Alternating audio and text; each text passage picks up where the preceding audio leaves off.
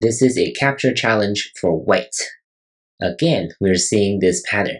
We're gonna use probably the most used technique throughout this playlist to solve this problem. This is a 3-on-3 situation. White cannot try to escape, right? If you try to escape, you're down to 2 liberties, and this is going to be a classic connect and die. So here's a little trap for beginners. And of course, whites cannot play here or here, because as soon as black connects, black has 4 liberties, and white will lose. So white must play here, and of course black will try to capture number 1. White must stand down here, very important. Now if black just captures white, white still needs to throw in, right? You can never skip the throw in. If you do not throw in, now black again has 4 liberties left.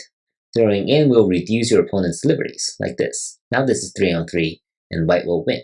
If black connects, it doesn't really increase black's liberties, right? This real I doesn't really work because there's no mutual liberties. Real I versus no I is when there are mutual liberties, right? Now there's none, so it doesn't really matter for this pattern, this real I. And what about black connecting here? White can just cut here, and black is really down to just 2 liberties left. So overall, just using the same tricks over and over and over again. If you've been following this playlist, or if you've been doing this playlist, hopefully it only took you a few seconds to know that this just has to be the correct answer.